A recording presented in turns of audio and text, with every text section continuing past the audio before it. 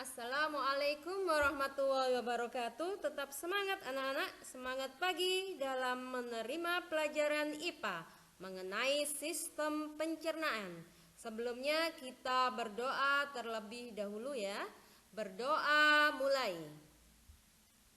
Berdoa selesai.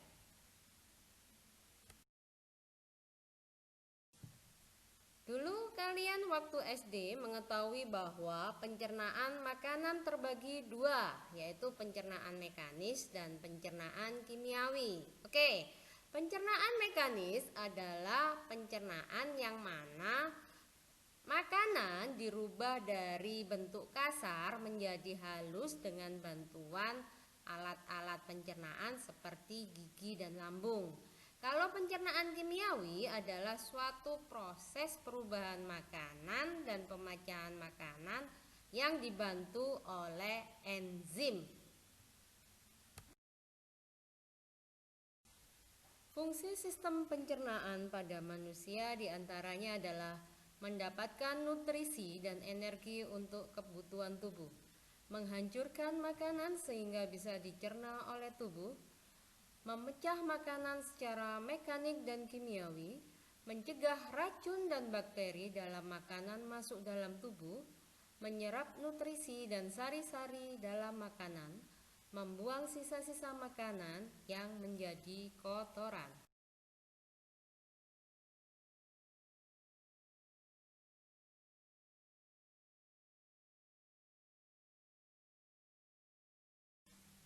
Masih ingat organ pencernaan?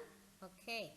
Mulut, kerongkongan, lambung, usus halus, usus besar, anus dengan singkatan mukelubesaran. Yang pertama adalah mulut. Di dalam mulut, makanan dan minuman pertama kali masuk. Di dalam mulut ada lidah, gigi, dan kelenjar air liur. Lidah fungsinya adalah memposisikan makanan agar mudah dikunyah dan membantu makanan untuk ditelan. Gigi fungsinya adalah mengunyah dan memotong makanan agar menjadi lebih halus. Kelenjar air liur fungsinya membantu menelan makanan dengan lebih mudah dan sebagai pelindung rongga mulut. Kerongkongan atau bahasa kerennya esofagus, saluran penghubung antara mulut dengan lambung yang letaknya di antara tenggorokan dan lambung. Fungsi kerongkongan adalah menyalurkan makanan saja dari mulut menuju lambung.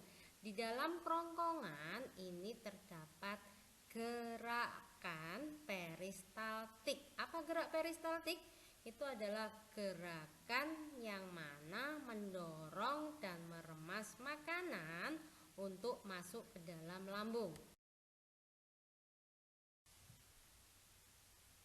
Lambung atau ventriculus, lambung terletak di antara kerongkongan dan usus halus pada bagian kiri rongga di perut bagian atas.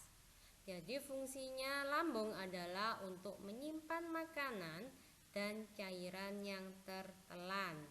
Lambung juga menghasilkan asam klorida yang akan membasmi semua mikroorganisme yang ada pada makanan pada saat kita konsumsi.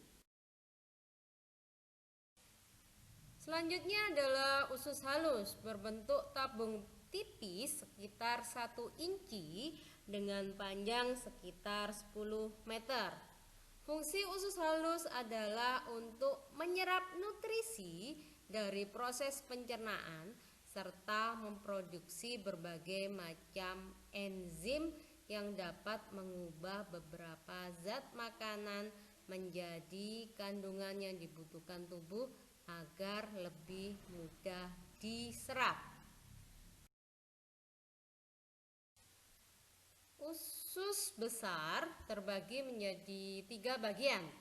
Usus besar naik, usus besar melintang, dan usus besar turun. Ukuran usus besar pada manusia sekitar 5-6 meter.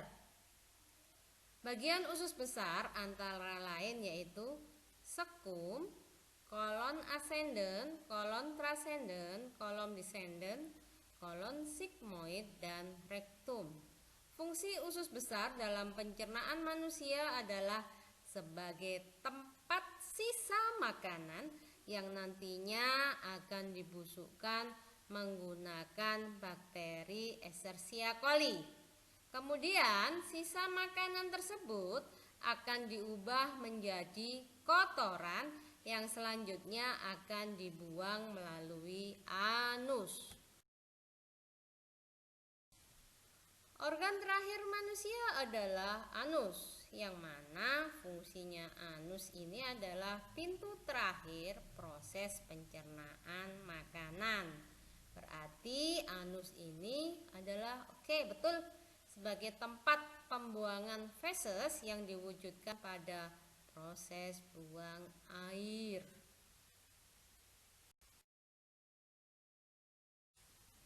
Kesimpulannya adalah mulut tempat masuknya makanan. Kelenjar saliva memproduksi saliva yang mengandung enzim amilase. Esofagus jalur makanan menuju lambung dengan bantuan gerakan peristaltik. Lambung proses mencerna makanan oleh enzim protease dan asam lambung. Pankreas memproduksi enzim pencernaan.